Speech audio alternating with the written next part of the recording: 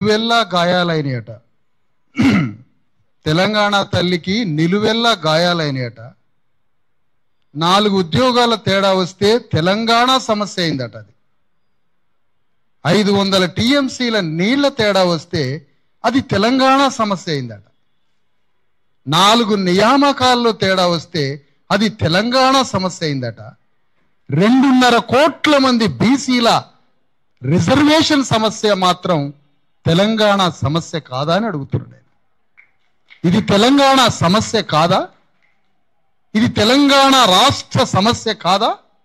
ఇది మా బీసీల సమస్య. ఇది ఏమి రాజనీతి, ఏమి పాలిటిక్స్? ఇది ఒక ప్రతిపక్ష నేత నుంచి స్పందన లేదు, ఒక ప్రభుత్వాన్ని పరిపాలిస్తున్న ముఖ్యమంత్రి నుంచి స్పందన లేదు, వివిధ పార్టీల అగ్రవర్ణ పార్టీల నుంచి ఎలాంటి స్పందన లేదు. అది బీసీల సమస్య, అది బీసీల సమస్య. ఇది బీసీల సమస్య కాదు, ఇది తెలంగాణ రాష్ట్ర సమస్య, ఇది భారతదేశ సమస్య. ఇది బీసీల సమస్య ఎట్లయితుంది? నిజాం నవాబు ఒక మాట అంటే దాశరథి రంగాచారి తెలంగాణకి నిలువెల్లా గాయాలేని అట నిజాం నవాబు దాడి చేస్తే.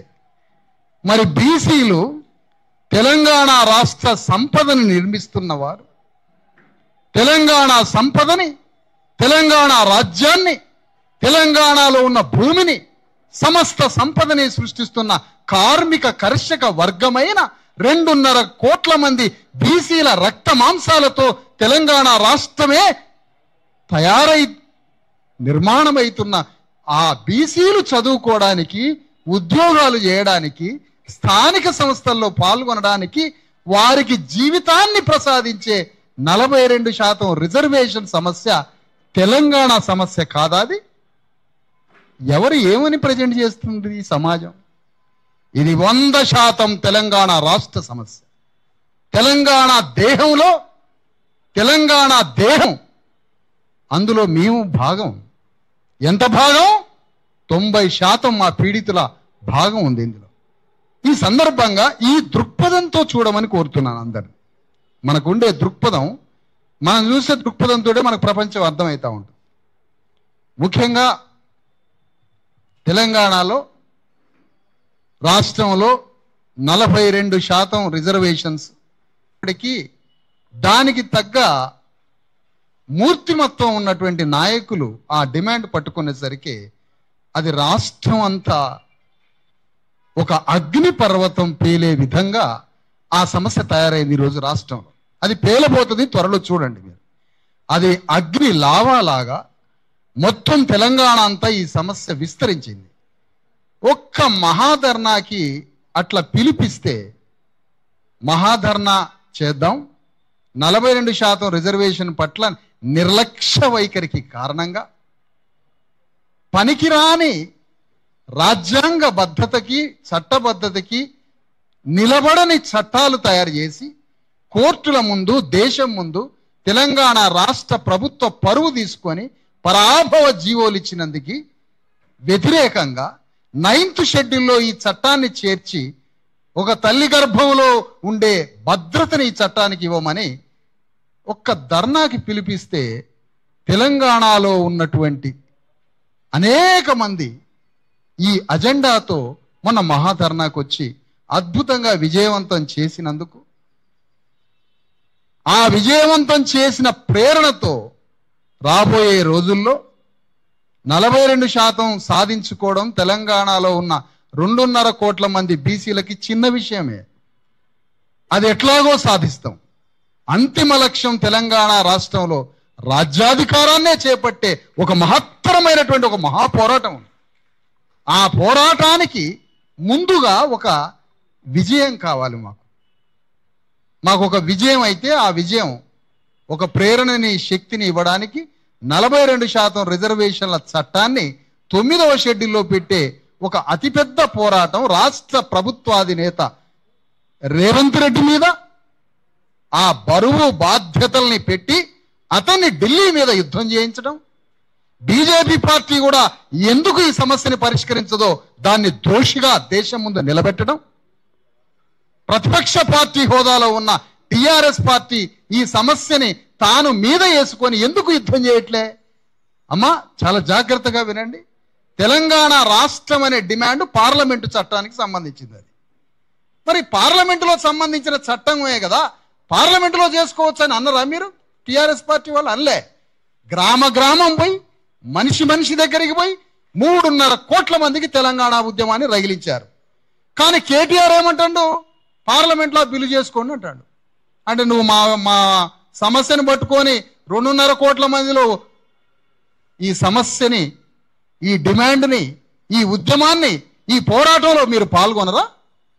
పార్లమెంట్లో చూసుకోమని చెప్తాడా కేటీఆర్? మరి నీ తెలంగాణ ఉద్యమాన్ని కూడా నువ్వు పార్లమెంట్లో చూసుకొని ఇక్కడ ఉద్యమం చేయకుండా ఉండకపోయినావు. మరి నీ పార్లమెంటులో నీ తెలంగాణ వెలమ రాజ్యాన్ని, రెడ్డి రాజ్యాన్ని స్థాపించుకోవడానికేమో నువ్వు రాష్ట్రమంతా కలియ తిరిగి 3.5 కోట్ల మందిని తయారు చేస్తావు.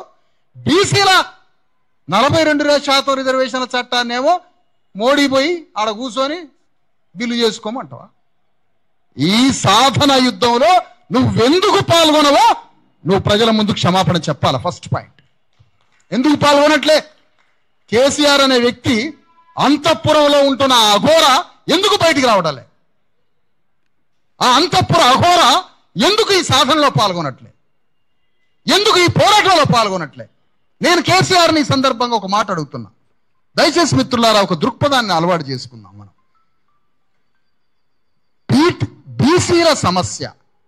బీసీల సమస్య ఇది తెలంగాణ ప్రజల సమస్య కాదా అని నేను కేసీఆర్ని ఈ సందర్భంగా అడుగుతున్నా.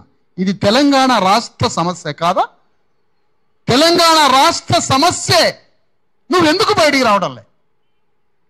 మళ్ళొకసారి మీరు అర్థం చేసుకోవాలి. నీళ్ళు, నిధులు, నియామకాల్లో కొద్ది తేడా పంపకాల్లో జరిగితే అది రాష్ట్ర సమస్య అయినప్పుడు 2.5 కోట్ల మంది బీసీల ఆత్మగౌరవ, వాళ్ళ సంపద, ఉద్యోగాలు, ఇజ్జతు, హుకుం అంతటికి సంబంధించిన ఒక ఆత్మ గౌరవ ఇంత పెద్ద పోరాటంలో ఒక తెలంగాణ రాష్ట్రాన్ని సాధించినటువంటి పాత్ర కలిగిన కేసీఆర్ ఈ సమస్య గురించి నువ్వు మాట్లాడట్లేదంటే ఇప్పుడు నిన్ను ఏ విధంగా విశదీకరించాలంటే నువ్వు తెలంగాణ రాష్ట్రం తెచ్చుకున్నది నీ వెలమరాజ్యం కోసమనే నిరూపణ అయిపోయింది. ఎందుకు? ఈ సమస్య గురించి నువ్వు పోరాడలేదు కాబట్టి. చాలా క్లియర్ అయిపోయింది. నువ్వు ఈ సమస్యలో ముందుండి నువ్వు దీనికి నాయకత్వం వహించి 3.5 కోట్ల మంది ప్రజల్లో పోరాటం తీసుకొచ్చి నువ్వు చట్టాన్ని 9th షెడ్యూల్లో పెట్టించినట్టయితే నువ్వు తెలంగాణ ప్రజల కోసం రాష్ట్రాన్ని తెచ్చినోడు అయ్యేవాడు. ఇప్పుడు ఏమని విశదీకరణ అయిపోయింది? నువ్వు ఈ సమస్య గురించి పోరాడకుండా, బయటికి రాకుండా, దీని గురించి మాట్లాడకుండా నువ్వేమనుకుంటున్నావంటే ఆ బీసీ నాయకులు అంటే సేలబుల్ లీడర్స్, బీసీ నాయకులు అంటే వాడెవడో సాంప్రదాయ ఇటిగుడ్డి నాయకులని నువ్వు సాంప్రదాయ నాయకులు చూసి అనుకున్నావు. కానీ ఇక్కడ కూర్చున్నది అగ్గి పిడుగులని గుర్తుపెట్టుకోవాలా, అగ్ని పర్వతం అని గుర్తుపెట్టుకోవాలా. ఇది అణుబాంబు శబ్దం కన్నా అతి పెద్దది. ఈరోజు నాగసాకి మీద పడ్డ అణుబాంబుల కన్నా పెద్ద ఉద్యమం బీసీఎస్సీ ఎస్టీల ఉద్యమం. ఇది ప్రజాస్వామ్య ఉద్యమం. ఇది తక్కువగా తేలిక అంచనా వేయకండి. ఇది 9th షెడ్యూల్లో పెట్టించే కార్యక్రమంలో రాజకీయ పార్టీల మీ నైతిక ధర్మాన్ని, నైతిక బాధ్యతని, పోరాటంలో పాల్గొనే భాగస్వామ్యాన్ని, కేంద్రం మీద ఒత్తిడి తెచ్చే పనిని మేము చేస్తాం. మేము రాష్ట్ర ప్రభుత్వం మీద యుద్ధం చేస్తాం. అన్ని పార్టీలకు కట్టేసి దోషిగా నిలబెడతాం. గ్రామాల్లో ఏ పార్టీని రానియకుండా చేస్తాం. ఒక్కొక్క పార్టీ నాయకుడిని గల్లా పట్టేటట్టు ప్రజల్ని తిరుగుబాటు చేపిస్తాం. బీజేపీ పార్లమెంట్ సభ్యుల్ని బజార్కి ఈడుస్తాం. కాంగ్రెస్ పార్లమెంట్ సభ్యుల్ని రోడ్ల మీదకి ఈడుస్తాం. అది ఎట్లాగో జరుగుతుంది. కానీ మేము అడుగుతున్నాం, తెలంగాణ సమస్య కాదా బీసీల సమస్య? దీనికి సమాధానం చెప్పాలా కేసీఆర్? ఫామ్ హౌస్ కాడికి లక్షల మంది పోయేమేనా, అక్కడికి పోయేనా అడుగుతాం. తెలంగాణ సమస్య కాదా? బీసీల 42% రిజర్వేషన్ల సమస్య తెలంగాణ రాష్ట్ర సమస్య కాదా? ఈ ప్రశ్నకి సమాధానం చెప్పాలి. అంటే ఇది మా బీసీల సమస్య అన్నమాట. ఇది మా బీసీల సమస్య, రాష్ట్ర ప్రజల సమస్య కాదా?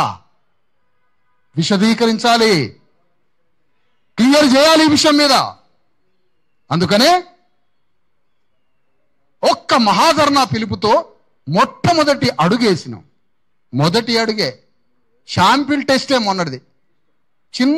చిన్న టెస్ట్ లాంటి శాంపిల్ పుస్తకంలో మొదటి పేజీ తీసినాం. మా పోరాటం అనే పుస్తకంలో అట్టా తీసినాం మొన్న మహాధర్నాతో. అసలు విషయ సూచిక పేజీలు ఒక్కొక్కటి బయటికి తీస్తాం. అందులో కామారెడ్డి పట్టణంలో డిక్లేర్ చేసినావు కదా బీసీల రిజర్వేషను, నీకు ఏ ఊరు దొరకనట్టు మళ్ళీ కామారెడ్డి పెట్టినవాడు. రెడ్డి ఉన్న కాడనే రిజర్వేషన్లని అక్కడ ఏదో వాళ్ళని పిలిపించి సిద్ధరామయ్యని పిలిపించి అక్కడ ఒక తీర్మానం చేసినాం. అదే కామారెడ్డిలో కాంగ్రెస్ పార్టీ మీద కథన రంగానికి వచ్చే నెల 10వ తారీఖు మీద ఒక మహాయుద్ధ సభ నిర్వహించబోతున్నాం కామారెడ్డిలో. అది ఇప్పుడు చిరంజీవి గారు ప్రకటించినటువంటి సాధనా సమితిని ముందుండి నడిపిస్తున్న చిరంజీవి గారు ఇచ్చిన ప్రకటన. కామారెడ్డిలో ఈ సభ పెట్టి ఏమయ్యా నువ్వు కామారెడ్డిలో తీర్మానం చేసినావు, దాని అమలేది? ఆ ఆయుధాన్ని మరింత నూరినావు టీఆర్ఎస్ మీదికి. దాని అమలేది అంటే టీఆర్ఎస్ని పొడవడానికి బీసీల కత్తి నూరుతున్నావు, కానీ దానితో యుద్ధం లేదు, దాని చట్టం లేదు. నీ కోసం, నీ యుద్ధం కోసం దాని కత్తి నూరుతున్నావు. కామారెడ్డిలో సభ జరుగుతుంది వచ్చే నెల 10వ తారీఖున. అది రాష్ట్ర వ్యాప్తంగా ఉన్న బీసీ గుండెల్లో, అణగారిన పీడిత వర్గాల గుండెల్లో ఉన్న ఆ గుండె ఘోషకి ప్రతిరూపంగా రేపు కామారెడ్డిలో సభ నిర్వహించి ఆ సభ ద్వారా చూపించి దాని నుంచి అనేక జిల్లాల పర్యటనల తేదీలు కూడా చిరంజీవి గారు ఆ రోజు ప్రకటిస్తారు అక్కడ. మరి వచ్చే ఈ 3వ తారీఖు, 4వ తారీఖు, 5వ తారీఖుల్లో ఆయా మండలాలలో, ఆయా జిల్లాలలో, జిల్లాలలో BC SC ST JAC organization, intellectual forum, ఆ తర్వాత ఐఎఫ్ ఉన్నటువంటి ఆర్గనైజేషన్, ఈ ఆర్గనైజేషన్లతో పాటుగా పొలిటికల్ బీసీ ఫ్రంట్, ఇన్ని ఉద్యమాలకి అభిమానంగా ఉన్న, ఇన్ని ఉద్యమాలకి కార్యకర్తలుగా ఉన్న, ఇన్ని ఉద్యమాలని ఈ నాయకుల్ని అనుసరిస్తున్న, ఈ ఉద్యమే నిజాయితీగా నిలబడి ఇది సాధిస్తుంది అని మమ్మల్ని అనుసరిస్తున్న ప్రజలందరికీ ఆహ్వానం పలుకుతున్నాం.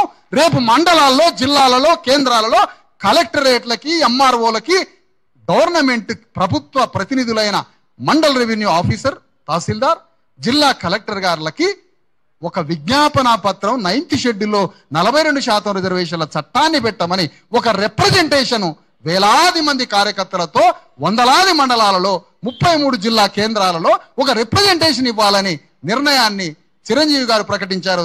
దాన్ని 100% రాష్ట్రంలో అమలు చేయాలి. మన కార్యకర్తలందరినీ ఈ సందర్భంగా వేదిక మీద నుంచి ఇందులో విస్తృతంగా కార్యకర్తలు పాల్గొని రాష్ట్రం అంతా విజ్ఞాపన పత్రాలు ఇచ్చేటువంటి రిప్రజెంటేషన్ ఒక ఇవ్వడంలో భాగస్వాములు కావాలని మరొకసారి ఈ సందర్భంగా కోరుతాను. దాని తర్వాత హైదరాబాద్లో చీఫ్ సెక్రటరీ గారికి కూడా ఒక విజ్ఞాపన పత్రం ఇద్దాం. చిరంజీవి గారు, ఈశ్వరయ్య గారి నాయకత్వంలో చీఫ్ సెక్రటరీ గారి దగ్గరికి పోయి దాని గురించి సంపూర్ణంగా మాట్లాడి వారి నాయకత్వంలో ఒక రిప్రజెంటేషన్ ఇచ్చి ఆ తర్వాత 6వ తారీఖు అయిపోతుంది ఆ రిప్రజెంటేషన్ల పర్వం. 3 నుంచి 6వ తారీఖు వరకు మండల ఎంఆర్ఓ దగ్గర నుంచి చీఫ్ సెక్రటరీ వరకు రిప్రజెంటేషన్స్ అయిపోతుంది. ఆ రిప్రజెంటేషన్స్ లో మళ్ళొకసారి అంటున్నాం, ఈ ఉద్యమాన్ని అనుసరించే వాళ్ళందరినీ అందులో పాల్గొనమని కోరుతా ఉన్నాం. ఆ కార్యక్రమం అయిపోయిన తర్వాత రాష్ట్ర వ్యాప్తంగా ఈ ఉద్యమాన్ని, ఈ డిమాండ్ని, ఈ నాయకత్వాన్ని, ఈ పోరాటాన్ని, మాకున్నటువంటి నేపథ్యాన్ని, దీన్ని అనుసరిస్తున్నా, అభిమానిస్తున్నా, డిమాండ్ పట్ల నిబద్ధత ఉన్న అనేక ఉద్యమాలు, వ్యక్తులు, విద్యావంతులు, అనేక మంది ఆల్రెడీ పనిచేస్తున్న కార్యకర్తలు, వేలాది మందికి ఒక కార్యకర్తల సమావేశాన్ని, విస్తృత స్థాయి కార్యకర్తల సమావేశాన్ని ఏర్పాటు చేసి ఆ సమావేశంలో రాష్ట్రంలో జరగబోయే మహోద్యమానికి రూపకల్పన, ఆ కార్యకర్తల విస్తృత స్థాయి కార్యకర్తల సమ్మేళనంలో దిశానిర్దేశం ఈశ్వరయ్య గారు, చిరంజీవి గారు దిశానిర్దేశం చేయబోతున్నారు. ఆ సమావేశం ఈ కార్యక్రమాల మీద నుంచి మేము రాష్ట్రంలో రూపం దిద్దుకుంటున్నాం. ఇది ప్రజల భాగస్వామ్యంతో నడిచే ఉద్యమం. ఇది విప్లవం, ఇది రెవల్యూషనరీ మూమెంట్, ఇది విప్లవాత్మక ఉద్యమం. ఎవడు అంటాడు మీకు పైసలు ఆడి అని, ఎవడు అంటాడు హౌలాగాడు, ఎవడు. అరే ప్రజల భాగస్వామ్యంతో నడిచే ఉద్యమం. తలా 100 రూపాయలు, 1000 రూపాయలు, 5000, 10,000 రాజ్యాంగం ద్వారా లాభపడ్డ సమాజంలో ఉన్న వర్గం అంతా సహకారంతో భాగస్వామ్యంతో ఈ పోరాటం చేయబోతున్న ఎవడి పైసా అవసరం లేదు మాకు. ఇది ఆత్మగౌరవంతో నడిచేటువంటి ఉద్యమంగా తీర్చిదిద్దాడు. మాకు ఒక డిక్షనరీగా, మాకు ఒక నిఘంటువుగా చిరంజీవి గారు రాసిన ఆత్మగౌరవం పునాదిగా తయారు చేసిన ఒక ఇస్సా ఇజ్జత్ హుకుం అనే పుస్తకం, అదే మా ఉద్యమానికి ఒక నిఘంటువు. దాంతోనే పోరాడతాం. అదే మా కాన్స్టిట్యూషన్, అదే మాకు రాజ్యాంగం. దాన్ని పట్టుకొని పోరాడతాం. అందుకని 9వ షెడ్యూల్లో పెట్టడానికి కావలసిన రాజ్యాంగ నిపుణత, జ్ఞానం కలిగి రాజ్యాంగ కోవిదుడైన జస్టిస్ ఈశ్వరయ్య గారి నేతృత్వంలో ఈ సాధనా సమితి పనిచేయడం, రాష్ట్రంలో అందరి కార్యకర్తలను ఆహ్వానిస్తున్నాం. ఇలాంటి పెద్ద వ్యక్తులు ఇద్దరు పరిపాలనలో నిపుణుడై అనేక జిల్లాలకి కలెక్టర్గా, ప్రిన్సిపల్ సెక్రటరీగా చేసి హైకోర్టు, ఉమ్మడి హైకోర్టుకి చీఫ్ జస్టిస్ గా చేసిన రాజ్యాంగ కోవిదుడు ఈ ఇద్దరి నేతృత్వంలో పనిచేయడం రాష్ట్రంలో ఉన్న బీసీ కార్యకర్తల అదృష్టంగా వేదిక మీద ప్రకటిస్తున్నాను ఈ సందర్భం. అందుకని ఈ సందర్భంగా మళ్ళొకసారి చెప్తున్నాం, నిస్సిగ్గుగా TRS party, Congress party, BJP పార్టీలు సిగ్గు శరం లేకుండా ప్రజల దగ్గరికి పోయి ప్రచారం చేస్తుంది కదా. జూబ్లీ హిల్స్ లో 9వ షెడ్యూల్ మీద మీ యొక్క పోరాటం ఏంటి, మీ అభిప్రాయం ఏంటి, ప్రజల్లో చెప్పలేని నిస్సిగ్గు చర్యలేదు. అందుకని ఈ సందర్భంగా అంటున్నాం, 4 రోజులు అటో ఇటో బజార్లో తిరగరిగా బీసీల సమస్యని మీరు పరిష్కరించకపోతే బజార్లో తిరిగే పరిస్థితులు మీకు కల్పించమని ఈ సందర్భంగా ప్రకటిస్తున్నాం. రెండో విషయం, ఎస్సీ ఎస్టీలకి కొంతమందికి ఇక్కడ స్పష్టమైన ఆలోచన, ఎస్సీ ఎస్టీలకి రాజ్యాంగంలో ప్రతి హక్కుకి భద్రత సంపూర్ణంగా ఉన్నది. ఎస్సీ ఎస్టీలకి సంపూర్ణ భద్రత ఉన్నది. కానీ బీసీ సమాజం 52%, 56% ఉన్న సగానికి పైగా ఉన్నటువంటి బీసీలకి సంపూర్ణ రాజ్యాంగ భద్రత లేదు. ఆ రాజ్యాంగ భద్రత కోసమే ఈ పోరాటం.